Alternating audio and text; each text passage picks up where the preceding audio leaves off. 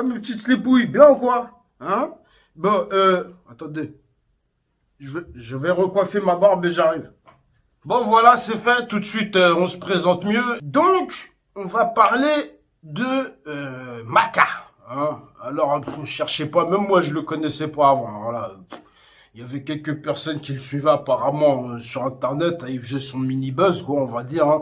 Et en attendant de faire plus, quoi. Hein. Là, il a mis la barre haute, le frollo. Hein. Après ça, je sais pas trop qu'est-ce qu'il va faire ensuite. Hein. T'as eu un peu de prison peut-être, je sais pas. Je vais passer quelques extraits du clip. Je ne peux pas tout passer d'une part, parce que sinon ma vidéo va sauter, hein, tout simplement.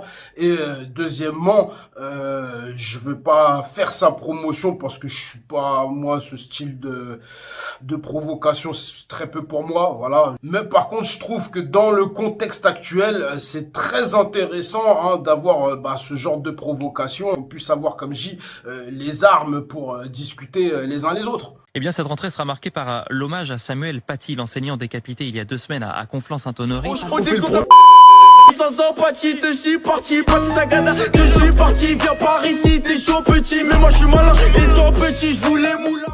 Me gratte zipette, quiche ta épaisse, regarde l'opette, comment j'encaisse pour les pépettes. Nous on te péguette, on t'arrange pas sur les baguettes. Et la gaieté, vu la guitare, commission t'es déjà au mitard. Guette les bravas, que des cassards dans ma longue casse. Stop. Attends, je te montre un mot de délire. Regarde comment j'ai tiens. Ok c'est parti, un autre délire je vais monter. On va remonter les matos, histoire de me venger. Y'a de la pasta dans les pochons, de quoi faire hallucination. On va les manger, tous ces bâtards dans nos filons. Petit con, donc, comme vous avez pu voir sur le clip, rien de spécial. En fait, techniquement, vous auriez même pas écouté l'artiste peut-être si voilà s'il n'y avait pas eu un scandale, une polémique qui est arrivée par le biais des journalistes et des politiciens.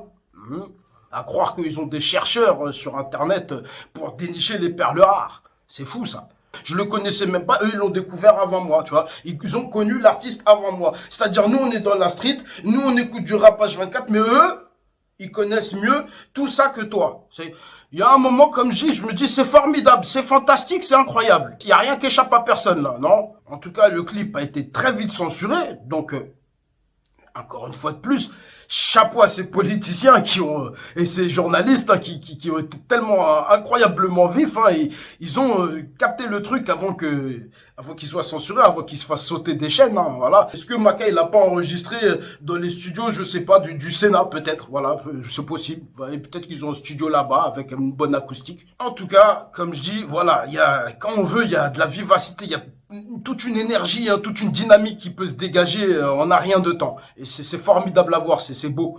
Ah voilà les amis, il va falloir vous accrocher parce que la liberté d'expression va être mise à rude épreuve. On ne peut pas s'exprimer tout et n'importe comment. Je sais pas qu'est-ce que vous pensez, qu'est-ce qui vous arrive. Il y a des problèmes qui dépassent d'ailleurs cette liberté d'expression. Parce qu'en tant que liberté d'expression, on a déjà entendu des punchlines dans le rap qui étaient tout aussi effroyables et qui n'ont pas fait le même bruit du tout. Quand je suis venu parler contre les caricatures, ceux qui sont pour les caricatures, là, ils arrivent à eux-mêmes ils dessinent le cadavre de l'autre, la tête à côté, tout ça, il n'y a aucun problème, d'accord? Quand c'est d'autres qui en parlent, est-ce que c'est toujours pas un problème ou est-ce que là on commence à... Visiblement là c'est un problème, visiblement. Parce que ça c'est un peu comme à la Frisk Orléans, ça a soulevé, ça a fait une hola dans les assemblées. Ces gens qui font des provocations qui ne nous servent pas finalement, qui ne nourrissent pas notre combat, ça fout la merde plus qu'autre chose, c'est tout ce que ça fait. Donc nous on n'est pas pour ça, clair et nettement. Mais maintenant, nous on va prendre les couilles de le dire. Voilà, personnellement, je prends les couilles de le dire. Je sais qu'il y en a d'autres qui prennent aussi les couilles de le dire, voilà, sur leurs réseaux et tout ça. Nous, on attend aussi que les politiciens, que les journalistes, ils prennent les couilles de dire à un moment ou à un autre, cette histoire de caricature, elle est allée trop loin, on a déconné, c'est bon, on a essayé, c'est pas passé, là on arrête. C'est pas qu'on remet en place le droit de blasphémer, ça n'a rien à voir avec ça, arrêtez de délirer, bande de menteurs qui font semblant de rien avoir compris, bande de mauvaise foi, là c'est le cas de le dire.